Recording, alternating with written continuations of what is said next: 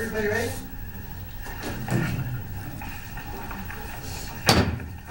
The regular meeting of Bucyrus City Council for April the 2nd, 2019 is called to order. Please stand and join me in the Pledge of Allegiance and remain standing.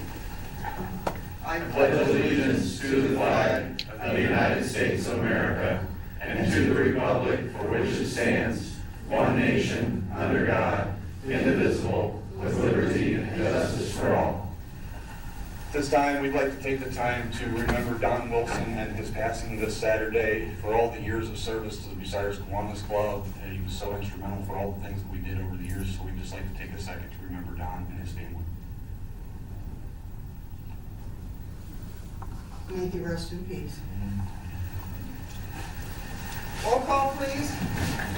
Bucyrus. Here. Myers. Here. Wireball. Here. Tricka. Here. Sack. Here. Vogt. Here. Schott. Here. Before you have the minutes from the March 19th, 2019 regular meeting. I need a motion to accept those minutes. So moved. Second. Motion by Mr. McKeever, second by Mr. Myers to accept the March 19th, 2019 regular meeting minutes. All those in favor say aye. Aye. Opposed say no. Motion passed. You also have before you the minutes from the March 25th, 2019 public hearing that was held. I need a motion to accept those minutes. So moved. Second. Motion by Mr. Wireball, second by Mr. McKeever to accept the public hearing meeting minutes from March the 25th, 2019. All those in favor say aye. Aye. Opposed say no. Motion passed. Thank you. This is where we grant permission for visitors to speak, and our first speaker this evening is the mayor, Mayor Reeser. Well, thank you. We have a couple honored guests scheduled here. One's here so far. I think the other one might still be in spring sports, but I'd like to call Mr. Todd Spurlock up, and Coach and Mom, come on up too. We're gonna come right over here. For those of you who don't know, we're gonna come right up here and I'm gonna face out this way.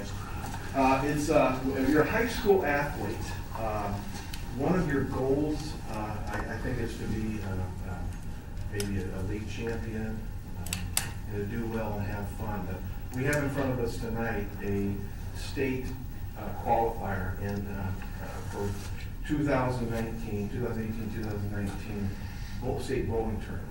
And I believe, Mr. Todd Spurlock, that you are the first bowler in the history of Bucyrus ever to qualify for the state tournament. Is that right? I think so. Well, that's something to be very proud of. And also in Crawford County. In Crawford County too. Well, that's what we want to honor to you. And I have a little proclamation here I want to read for you and commend you. Do you want to introduce your guests? Okay, this is my coach, Diane Campbell, and my mom, Carrie Young. Welcome. And Diane Cable is a longtime bowler herself. Yeah. And runs in the family, right? I was just saying, I've got built it when I was 3, so it's been a long time. Yeah, but you never made state tournament because there was no state There tournament. was no Yeah. state tournament, so this is That's right. awesome. Yeah, Mom, how did your son become such a good bowler? It was just years of being in the bowling alley. Yeah. He went to Pepsi quite a few years when he was 11, so he's progressed as he got older. So. And you're a junior. Mm-hmm. Expect big things out of you next year, even bigger. And what's the plans after next year? College bowling? Or? Yes. Great, wonderful. Well, the city of Bucyrus is proud of you for your accomplishments. It is in rarefied air that you have competed, being just one of an impressive group of athletes who have reached Ohio State tournament level. Your recent performance makes us appreciate all the hard work that you and your coach, Diane Cable, have put in to showcase your talents at such a prestigious tournament. The sport of bowling, I think, is alive and well in Bucyrus, as evidenced by your accomplishments, as well as the other young adults that have done so well in the Bill Ring and in the women's invitations. So we want to thank you for being an inspiration to your teammates and for your fellow citizens of Bucyrus, and keep up the good work. We're very proud of you.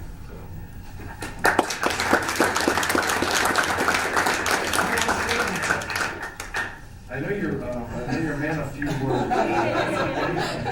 You want to tell us some secrets, bowling secrets? Picture spared.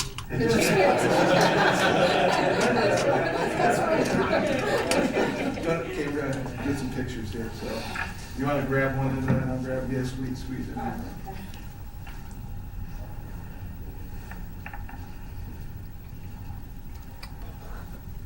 Gotta get all the pictures.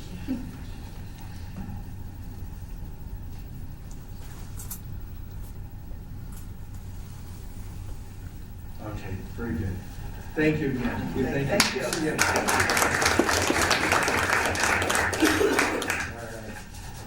You don't have to stay for the whole meeting. Thank you. Thank you. Take care. We have one more, if he gets there, that you will, if you don't mind. Well, working in. Okay, thank you. Thank you. Next, we have Police Chief Dave Petke is here for a quarterly report. And all sorts of things to tell us this evening. Thank you, Madam President. I'll bounce around the room a little bit, so I'm going to make Gary work up there with the camera. What I'll start with is the statistical report, which you have in front of you.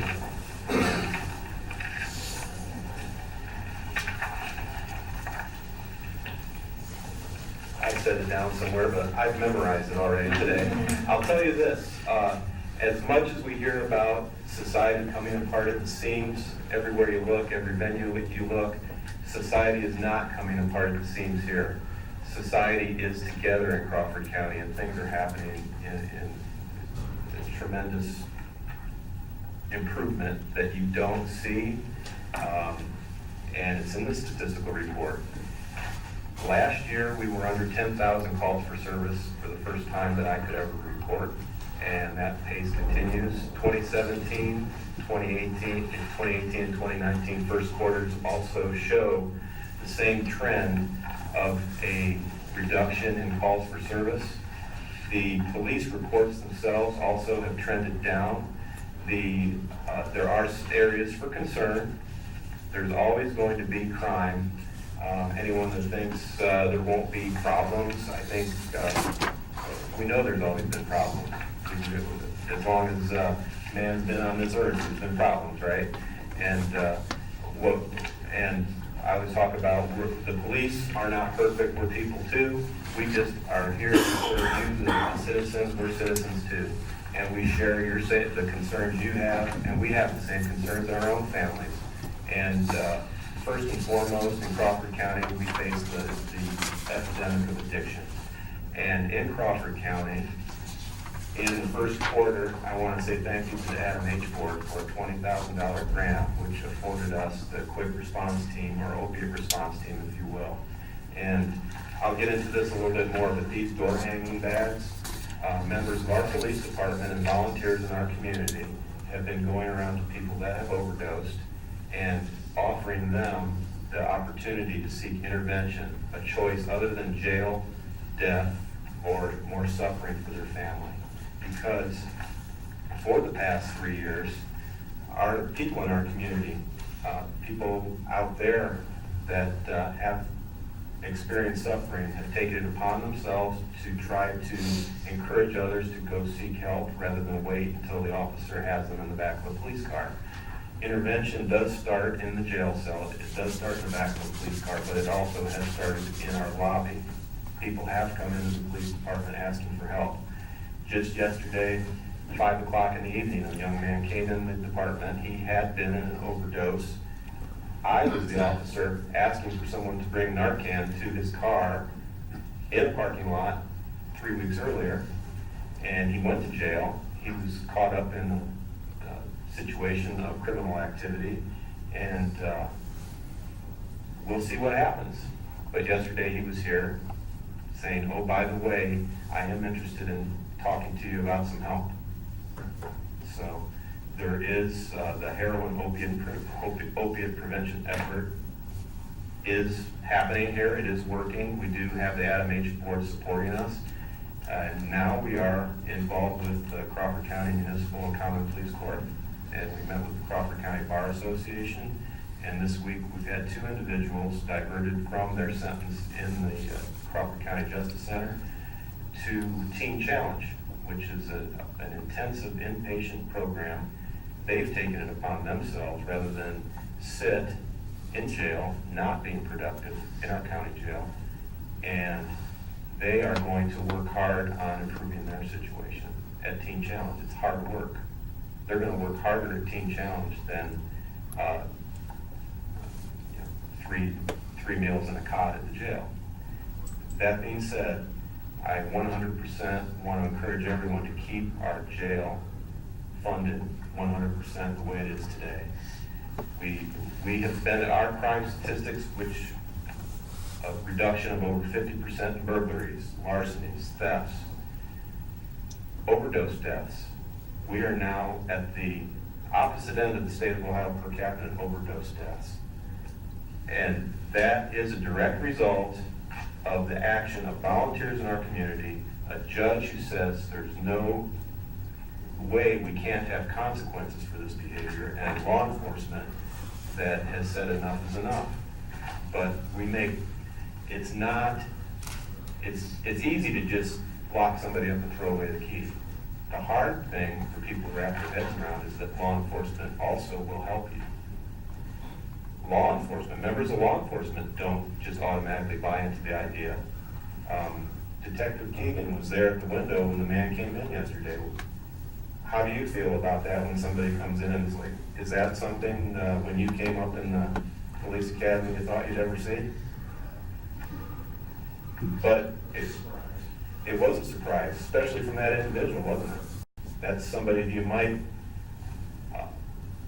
we're hardened police officers, are we not? We've seen the worst of the worst, and that's somebody who's probably hardened by prison. And maybe we see a little glimmer of hope. I think that's what we're fighting for. Otherwise, we'd be, I guess it gives us hope because we get discouraged if we don't see some hope out there. And I want to thank, well, Detective Keegan's here. Could you come up here with me, please? Yes, I'm going to embarrass you. Quick transition. We're gonna talk about distracted driver awareness month. While Detective Keegan is here, he's the commander of the special response team for Crawford County. And when I talk about society appearing to come apart at the seams and all the garbage that's thrown at us every day in the news, that's not reality. The reality is what you see in Galleon, Crestline, Bucyrus, and in the rural areas of Crawford County are all the law enforcement officers who represent their families, their neighbors, their folks just like you. We all pull together to protect our county. And when did we start the special response team?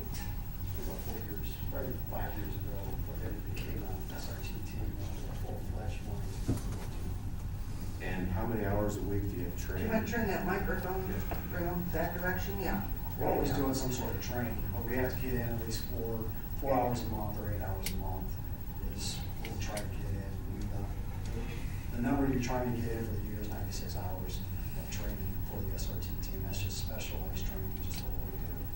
So then we have guys that do stuff on their own to get those hours. So we have certain things that they can apply for, going over different laws and procedures and stuff like that, keeping themselves fit, just other things like that to get even more hours for the SRT team, which keeps them ready to go when we have to get called in at any given time. We joke a lot about donuts, don't we? But we're not spring chickens, are we?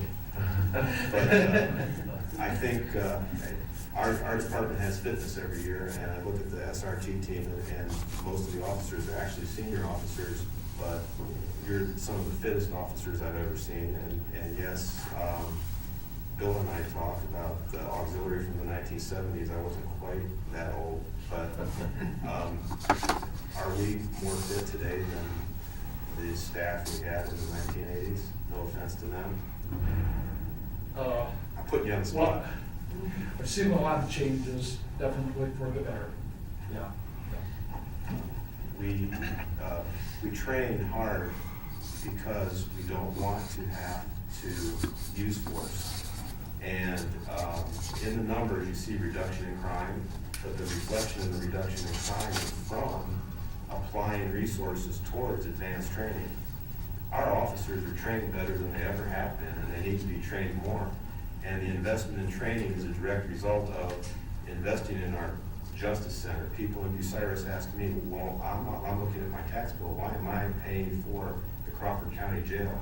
Well, in town here, if we don't have that jail, we used to have a jail at City Hall, we don't have one anymore. And when people break your windows, they trespass on your property, I'm talking about petty crimes, when they shoplift at our local stores, they commit those crimes.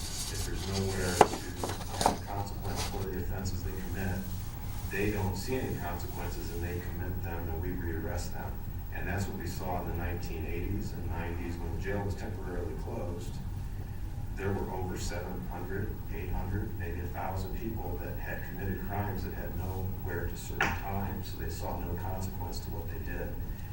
And I think for a good decade after, we felt the consequences of that with petty crime.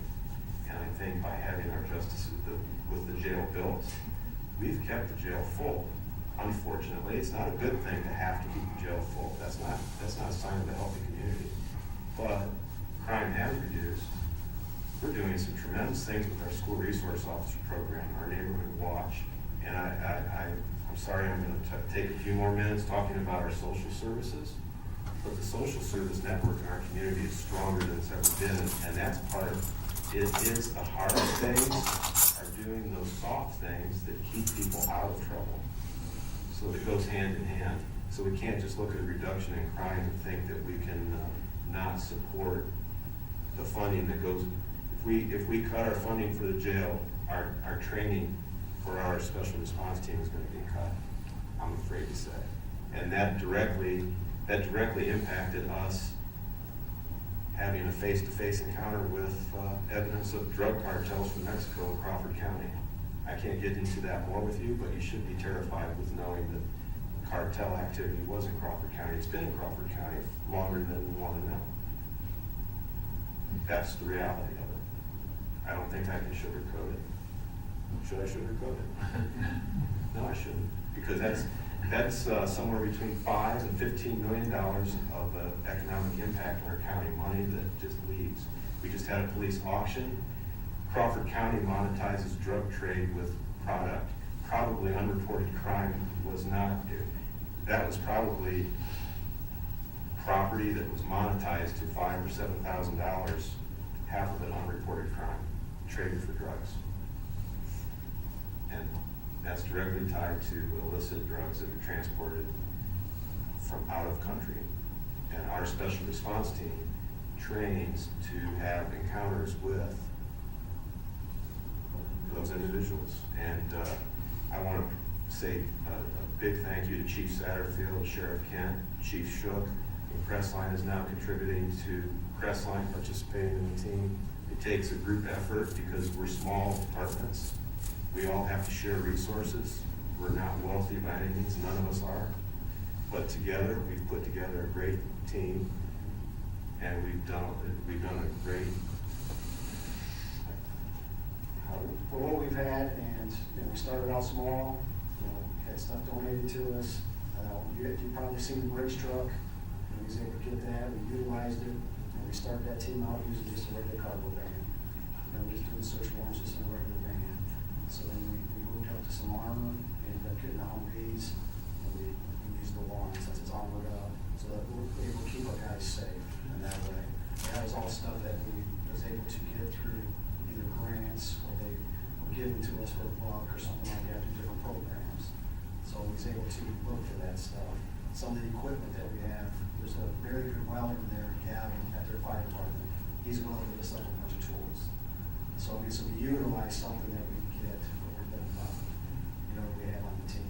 Sooner or later we'll need more stuff, but each one of us kick into something. We keep the Humvee up, the sheriff's department keeps the SRT vehicle up, getting our flashbangs and stuff like that. The sheriff's department is really good at keeping that up because you want one agency to have control over that stuff. So everybody has their part of what they're capable of doing. And in the first quarter of this year, we had some of the most intense encounters that didn't involve drug search warrants. It involved our school resource officers indirectly because it involved juvenile crime. And I want to bring that up as well.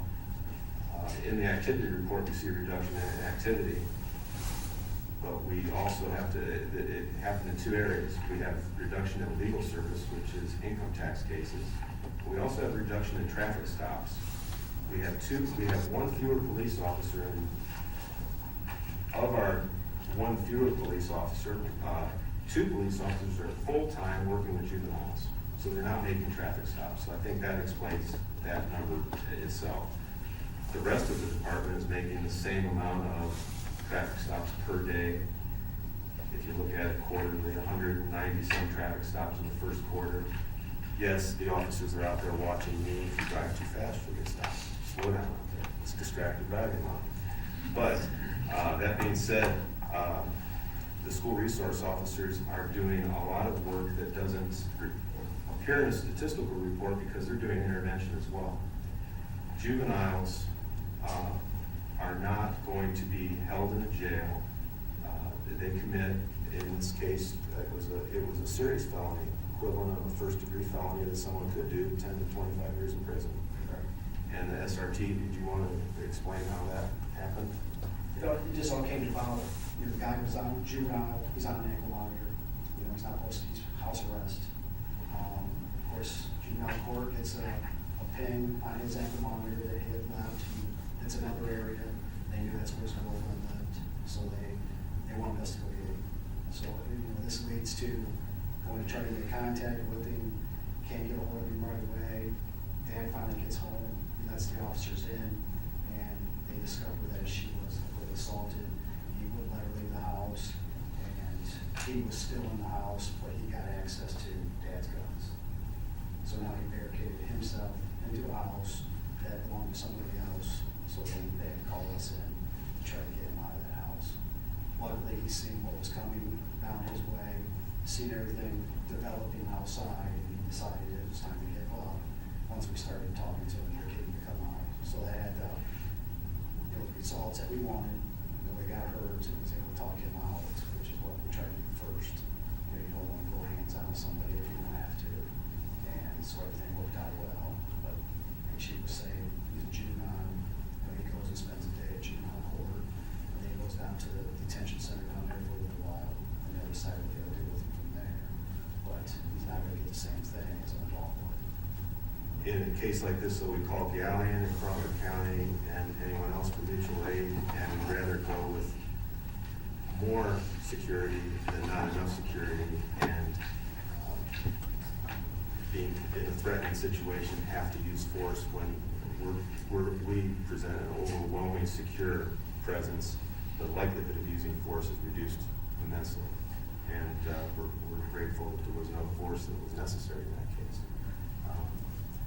Is there anything else we can talk about coming up with the SRT team? Just continued training.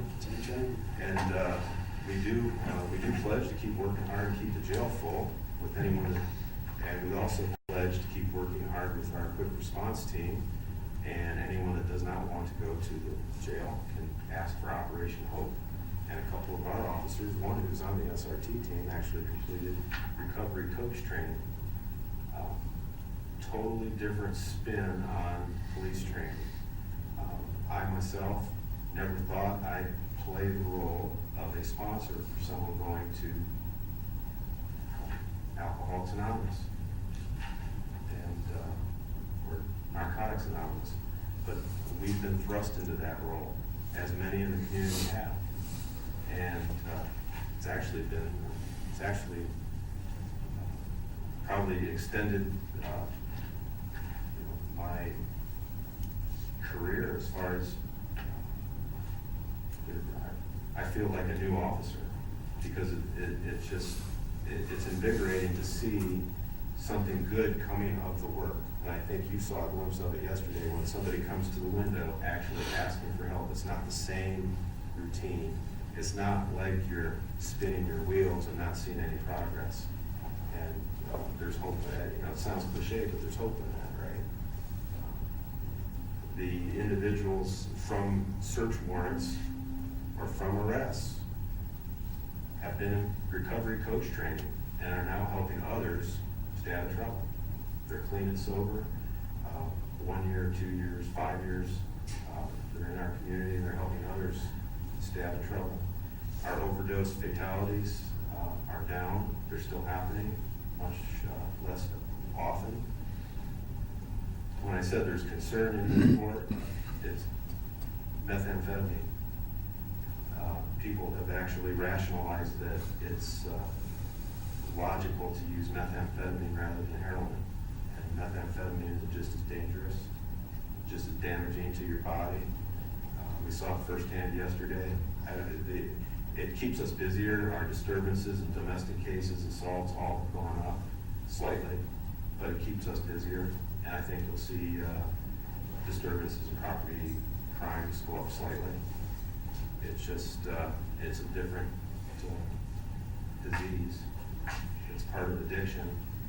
And any other trends on methamphetamine that we can see? You just, it's, you're going to see the difference because heroin, that made everybody, they met no mouths, and of course, to the point where they was overdosing and dying. Methamphetamine does just the opposite.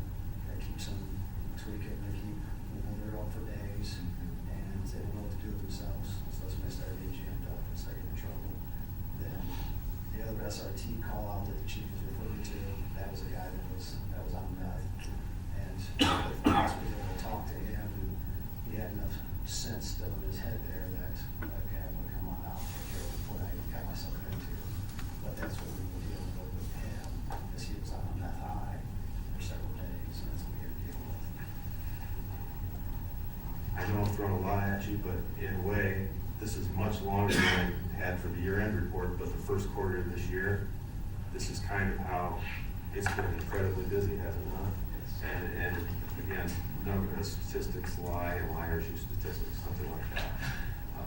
But it keeps people up all the time. We had somebody up for 4 days straight. Actually, at the hospital, somebody was up for 4 days straight using methamphetamine.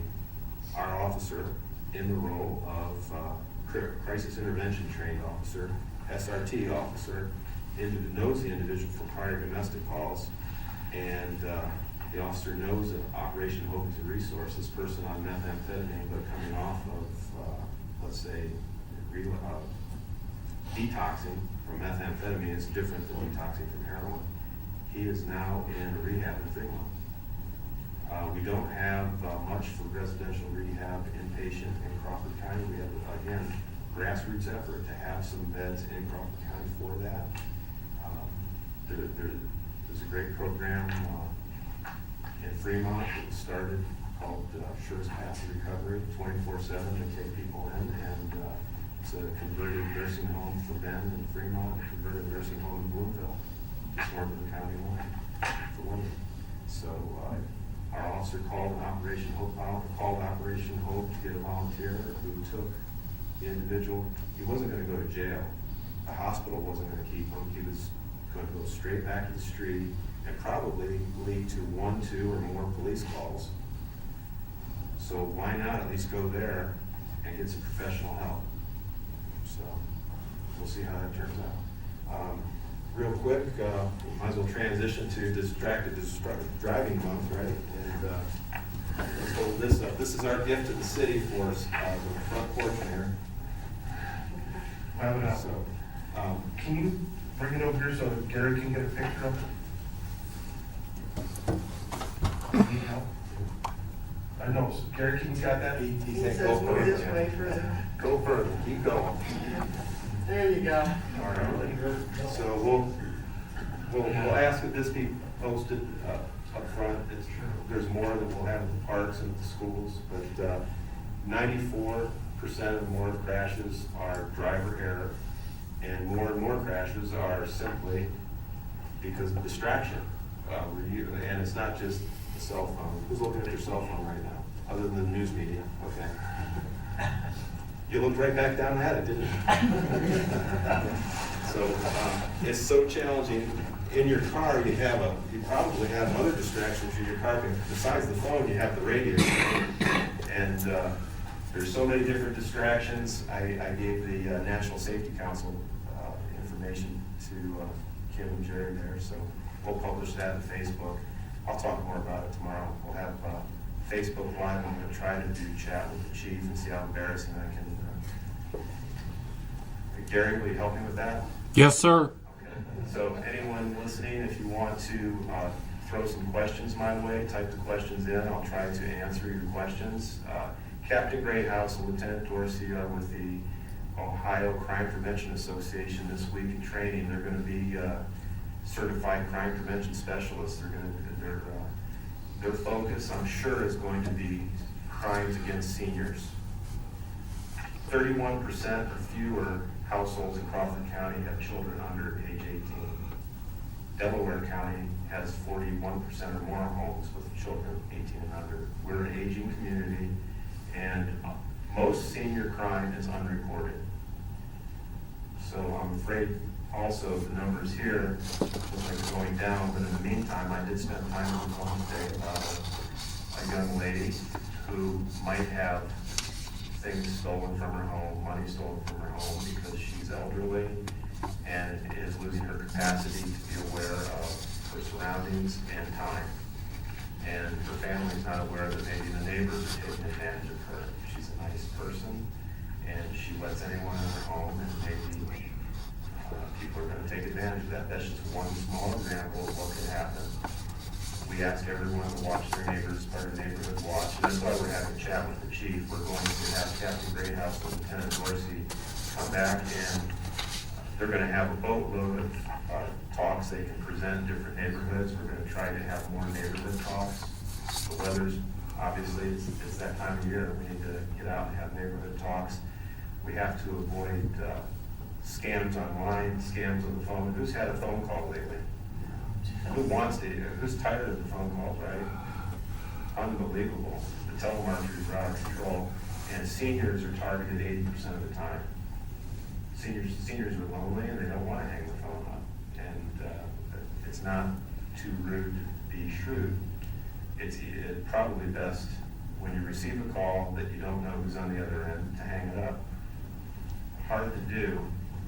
And if you have a senior who you love, probably talk to them about hanging the phone up so they don't lose their money or their identity. And can't say that enough, so we'll talk more about that this year. The explorers are going to, the police explorers, our post of young future police officers, are going to state competition this Saturday. They leave Friday, so we wish them all the best. Resource officers Stahl and Mata and Captain Stevens are going to be chaperoning them, coaching them, and they did great last year. We'll look for some video of what they do at the state competition. They're excited, and I want to say thank you to the Foundation for Crawford County for a $3,000 grant award to keep the Explorer program funded. So we're very happy about that, and I'm sure I could go on. but you're looking at me like, where's the book, right? Get them off. Okay. It's 7:30. Okay, thank you very much. We really appreciate the words, and it's always something we learn about our community. Thank you very much. Thank you for the time. Anyone else to address council this evening? No one? Moving on, communications and petitions. We have none this evening. Our standing committee reports. The Bucyrus City Joint Regular Committees met in regular session on Thursday, March the 21st, 2016. God bless you. And Mr. McKeever, would you like to get us started, please? Sure will. We met Thursday, March 21st, 2019, 6 p.m. to 7:04 p.m. Members present, myself, Kevin Myers, Dan Wireball, Monica Sack, Doug Coe, and Andrew Shaw. Number one, Bucyrus City Joint Regular Committee meeting was called to order by myself at 6 p.m.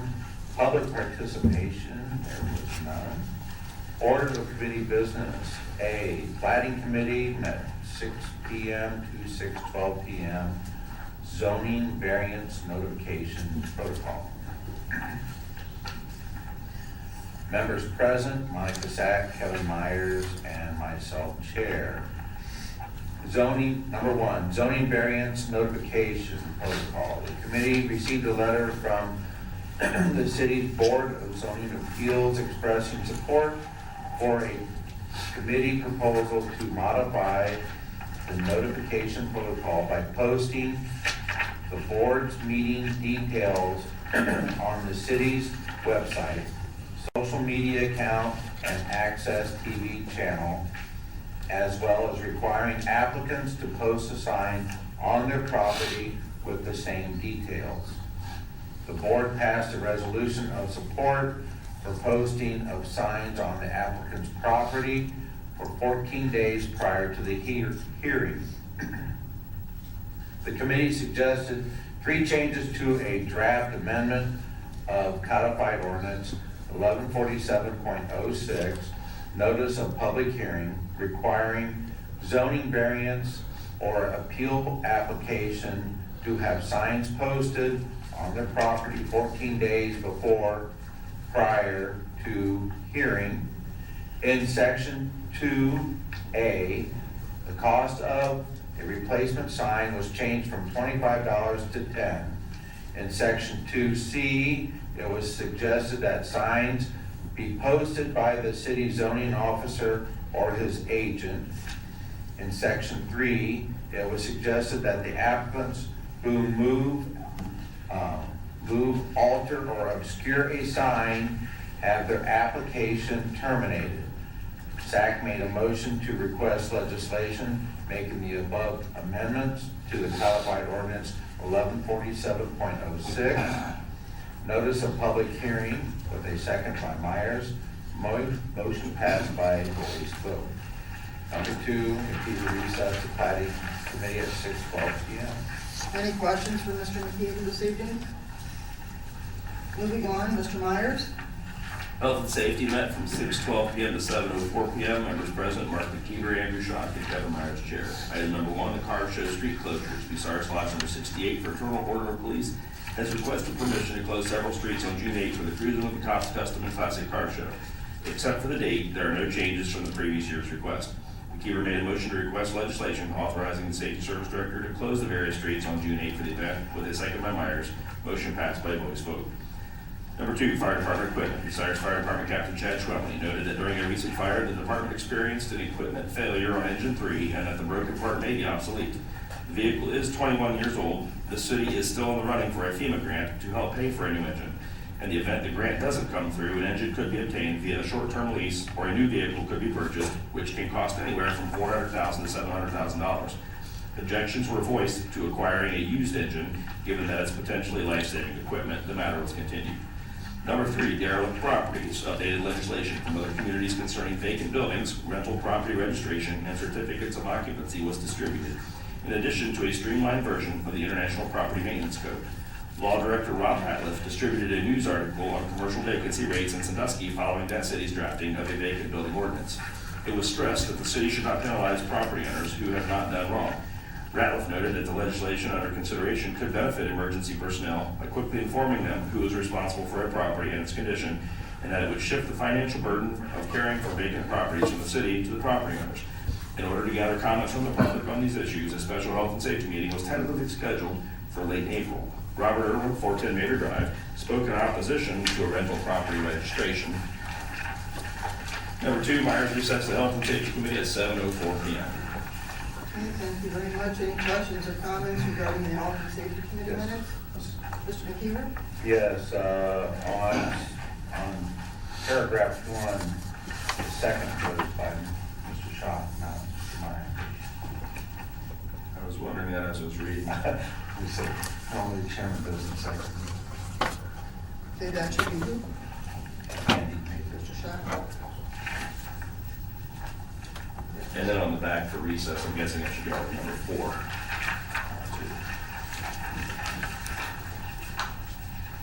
Okay, could I have a motion for those 2 changes, please? So, second.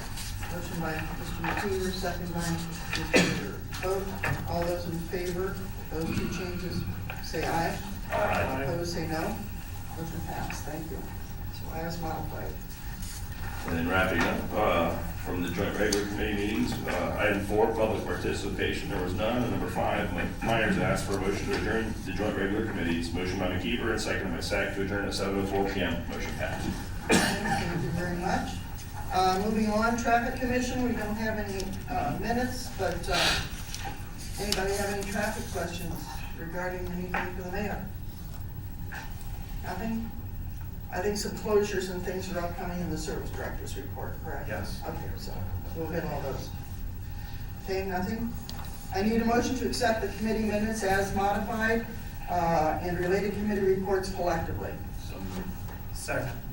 Motion by Mr. Foat, second by Mr. Schock to accept the committee minutes and related committee reports. All those in favor say aye. Aye. Opposed, say no. Motion passed. Thank you. Moving on, Mayor Reeser, we'll start with your report. Just a short report tonight. Got a lot going on. Been very, very busy, but a couple of things that we wanted to highlight. I met with students, which I love to do. I met with them again this week at St. Brendan's in New Washington. Mayor O'Leary from Guy and myself were invited for a leadership presentation. We spent the morning with the kids, and we learned a lot from them. You know, it's really the important thing is going there and being part of them and just seeing their enthusiasm. It's very inspiring to know that we're going to be okay. One thing we wanted to stress with them, and it's good for any political leader, whether you're in council or whatever, you have to have a heart for service. And that's one thing we got through to them.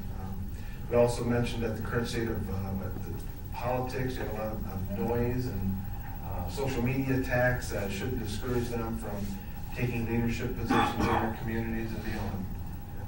I was honored to have been invited to speak and be able to make a difference in the lives of future citizens of Bucyrus and Crawford County. I mentioned then that Bucyrus is what we were doing to make ourselves a more attractive community. And they had some very good questions about that. We talked about parks and about our investing in our new water plant as well as the tree program. And then Kelly and I had an important meeting with Sandusky Bicentennial Commission, the leaders of that, to kind of see, we're not trying to reinvent the wheel, but we wanted to see what was been working for some of the other communities that have done this, Norwalk, Ashland, Sandusky, in the last year or so, and had an excellent meeting, took lots of notes, and it was time well spent, and we're looking forward to the bicentennial in 2 years. So let's keep the momentum going. One thing you may notice, Gary, if you get a picture of this, around City Hall, we have placed, actually high school students have placed little trifolds, and they're pictures of graduating seniors. Very cool, and they tell what their future plans are. This one's Jessica Molly. I hope I pronounced that right, Jessica. And she's going to attend Penn Foster College for veterinary technician and obtain an STNA license, which is a really good thing.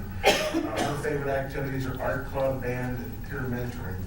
And if you get a chance to come down to City Hall and look at all these wonderful things that the kids are doing, and then on the back of it has the events that are coming up to the school system in the next couple of months. So that's all I got. Thank you very much. Any questions for the mayor this evening? None? Moving on, we have the Service Safety Director's report. We'll get into Jeff's report here. He needs to refer the ODOT annual salt bid to the service committee. Bad news on number 2, we received word that the Community Foundation was not able to award the city funding to repair or replace the high dive at the pool. So we're only gonna have one diving board this year. We just got the notice this week. We're continuing to accept applications for seasonal summer help, and please come to the mayor's office, pick up your application. For civil service, we have the test results for the building clerk/custodian applicants, and we'll be starting interviews this week. Had some questions about the compost sites, now open on Wednesdays and Fridays from 8 to 2, and on Saturdays from 8 to 1. Very important day Saturday for insurance committee sponsoring the 5K walk/run this Saturday at All-Miller Park, 10 a.m. We've already got a nice turnout. Registrations will still be accepted up to that day. It's $10. That includes a T-shirt. You can register that day, or you can drop your registration up at City Hall or online. So The funds go to Safety Town, help purchase new bikes, so, and the weather's supposed to be outstanding, so come on out, join us. Number 7, sewer group bids. We're open for the project. Grandsitter Carroll will give their recommendation for the project, and the Board of Control will award the bid on, this is April 3rd, it's actually gonna be on April 4th, not April 3rd. Garbage pickup, city offices will be closed Good Friday, April 19th, as usual. Good Friday. The Friday garbage pickup will be on the following Monday. Please have your garbage pickup by 7 a.m. Cleanup week, I had some questions about cleanup week. That's gonna be Monday, May 6th to Friday, May 10th. You allowed 12 bags total, but no furniture. We do not pick up furniture anymore. We haven't done that for 2 years. All items must be in the bag, so check our city website again for that information. We got a couple crossings that will be closed. Norfolk Southern will be doing repairs on, starting April 8th to April 16th. The Oakwood Avenue crossing and the Hopley Avenue crossing will be closed for about 8 days. And from the 15th to the 22nd, the Woodlawn Avenue crossing and the Warren Street crossings will be closed. They'll be closed from 9 a.m. to 9 p.m. on those days. That's just report. Any questions or comments regarding, we're glad to get those crossings fixed. That's a whole lot of garbage. That's a whole lot of garbage. Sure. Any questions for, regarding the Service Safety Director's report this evening? None? Oh, Mr. There's no money for IDOT anywhere? I thought it was all right. I thought it was all right. Come budget time, I heard nothing. What happened to it between No, budget and that? Oh, it was just the the lower. repairs are for the pool, the actual. Yeah, concrete but we Yeah. talked about, at budget, we talked about low dive. I didn't know anything was wrong with it. No, we had applied for a grant last year for that. We were going for that. Yeah, so that was the only one in the budget, so. So we will apply again. Okay. And the baby pool, is that ever gonna be open or not? Well, I will, it's not in the next couple of weeks. It hasn't for the last couple of years, has it? Yeah, Maybe off and on. we're doing repairs on everything. Yeah, I'll get a report for you on that. All right. I know a lot of people are disappointed when they have little ones and no place for them to splash. Just jump into this. Okay, any other questions? Okay, moving on, Law Director, Mr. Ratliff. Thank you, Madam President. Don't really have any report. Oh, wait a second, Wait, we before we didn't do move a on, referral. I've got a referral. Yeah. We got it, this salt bids. Who wants to talk about salt bids? Right. Didn't we just get rid of all that? Now it's time to buy them again, okay? So I need a motion then to put this into the Service Committee. So moved. Second. Motion by Mr. Foad, second by Mr. McKeever. All those in favor say aye. Aye. Opposed, say no. Okay, the salt bids are in the Service Committee. We're always looking ahead. I know. Well, this is a time where we gotta get those things lined up for the, yep. Now, I still have nothing. that hasn't changed, okay? Yes, certainly. Tell me, what's the status with Burger King lot out there? It is being transferred this week to CIC, and we're waiting on some paperwork there from closing agent, and we get that done. Once it's in CIC's hands, we're waiting on some final plans, and those, once those plans are in, we'll know exactly what we need to do as far as zoning and any of the little adjustments. We're probably gonna have some adjustments because we're, squeezing everything out of that lot.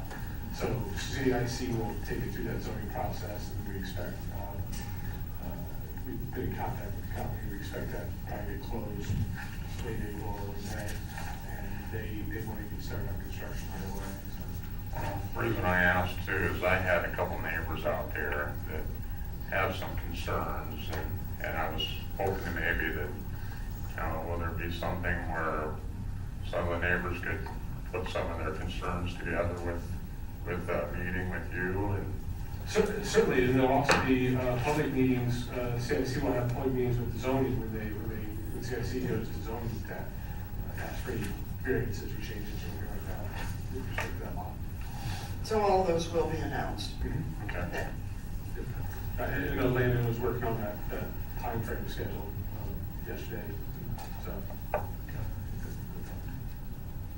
Okay, anything else for the law director? Okay, moving on, auditor. Mrs. Schiffer's not with us this evening. We have her statement of plans position dated March the 31st, 2019 for your review. Would you like to? Yeah, she has 2 referrals. She wants to refer the $300,000 All Miller Park bond anticipation notes, Series 2018, for discussion and renewal. The maturity date is June 18 of this year, and there are several steps to follow before that time. And then number 2, we need appropriation in the 255 swimming pool fund, 7315 pool, 24 materials and supplies in the amount of $12,000. Budget time last year, we did not budget for chemicals for the pool because we did not know what they would be, and now we do. So that is the reason for that. And those 2 referrals are stated for the finance committee. Okay, I need a motion to refer these to finance. Motion by Mr. Fogt, second by Mr. Truca. All those in favor say aye. Aye. Opposed, say no. Motion passed. Thank you. That's taken care of.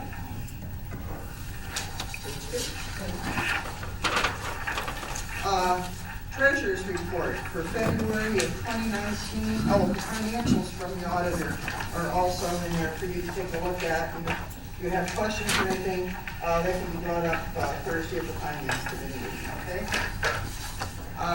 The treasurer also had a report for February, and that's in your packet, and we'll take a look at that. We'll address that at the next meeting. I don't think Chief Kepke has anything else to say. Okay.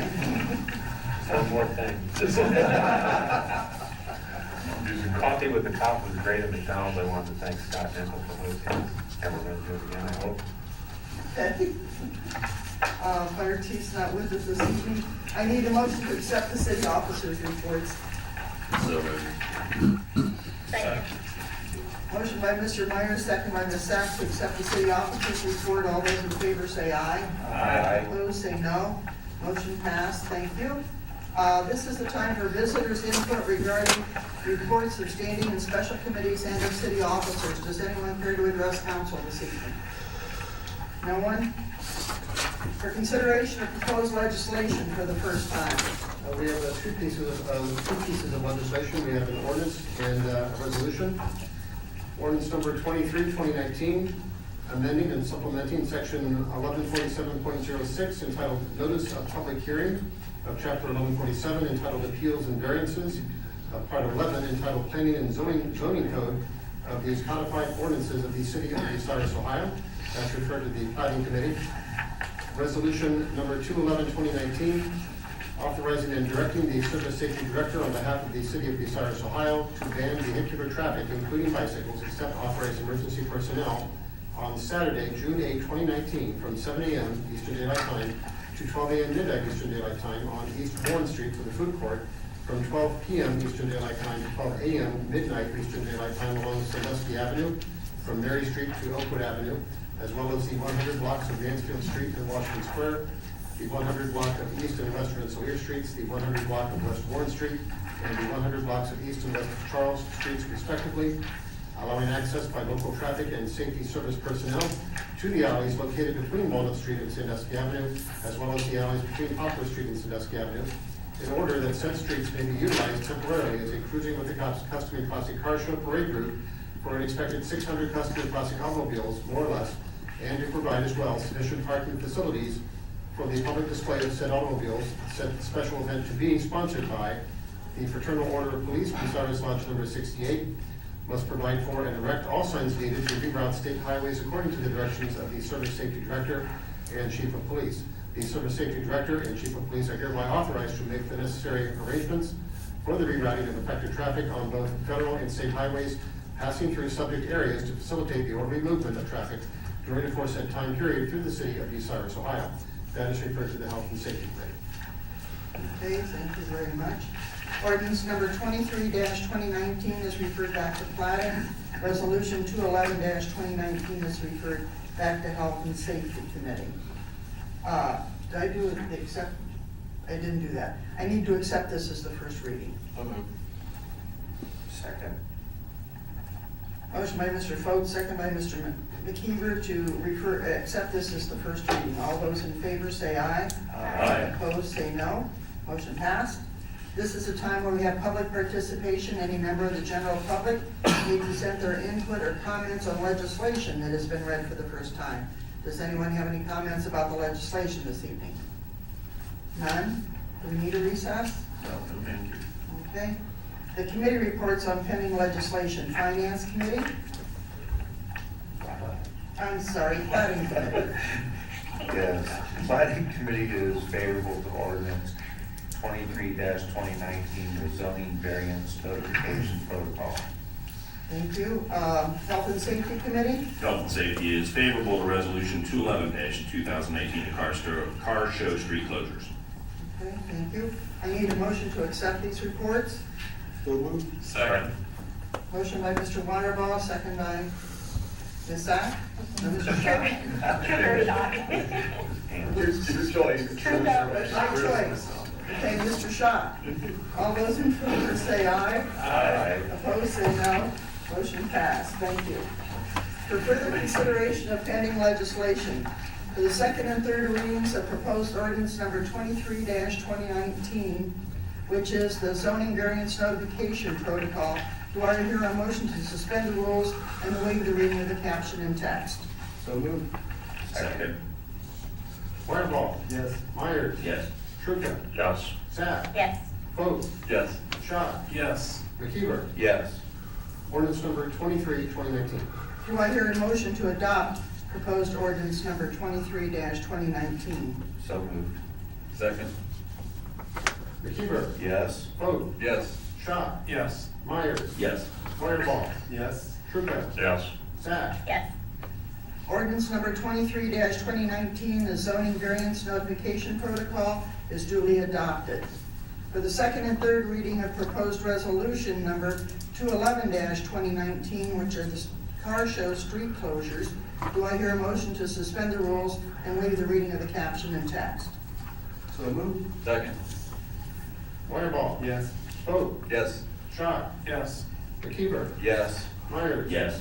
Trucca. Yes. Sack. Yes. Resolution number 211-2019. Do I hear a motion to adopt proposed resolution number 211-2019? So moved. Second. Myers. Yes. McKeever. Yes. Wireball. Yes. Trucca. Yes. Sack. Yes. Foat. Yes. Schott. Yes. Resolution number 211-2019, the car show street closures is duly adopted. Thank you. Nice deep voice you got. You're welcome. Any unfinished business anyone would like to bring up this evening? No, we'll move on to new and miscellaneous business. Saturday, April the 6th, this City of Bucyrus Spring into Wellness 5K walk to benefit Safety Town is at 10 a.m. out at All Miller Park. It costs $10 to get in that. You can register 419-562-6767 at extension 221, or just show up that morning, right? 10 a.m., is that when you're saying go, or is that when we're starting to? That's when it starts. That's when it's. Get there early. Get there early, okay. It's also a run, walk. It's a walk and a run, Yeah, so- okay. 9:45 is on time. 9:45 is on time, okay. Monday, April the 8th is the Crawford County Community Concert Association Dallas String Quartet at 7 p.m. at the elementary school. There are single tickets available for $20. You can contact them at crawfordcommunityconcert.com. Saturday, April 13th, the Easter Bunny Egg Hunt is at the Bucyrus Area YMCA from 10 a.m. to noon. It's for those 12 and younger. It's free, no charge at all to that. And they're still collecting some candy and things out at the Y. If anybody has, it's got to be wrapped individually. So if you've got any extra you want to head that direction, they'll gladly accept it out there. Saturday, April the 13th is also the Kiwanis Community Garage Sale at the Crawford County Fairgrounds, 8 a.m. to 3 p.m. There's no charge to be out there, and there's always plenty of parking out there. On Wednesday, April the 17th, meet the candidates night sponsored by the Bucyrus Firefighters IAFF Local 1120 and the Bucyrus Fire Department. It's at Bucyrus High School from 6 to 9 p.m. On Friday, the April the 19th is Good Friday. City Hall will be closed. You've already heard from the mayor that the trash pickup will be on Monday. Yes, that's right. Okay? And on Thursday, April the 25th, we're tentatively scheduling a health and safety meeting on derelict properties. We gotta have a little bit more discussion about that Thursday evening, okay? Anything else anyone would like to bring up at this time? Nothing? We're all here this evening. Joint regular committee meetings, all referrals from this council meeting and any open project list items may be discussed during the committee meetings. Referrals for tonight are? We have 3 new referrals. We have the bond anticipation note for the swimming pool, I believe that was. That's from the auditor to finance. We have the annual salt bid procedure, that is from the safety director to service committee.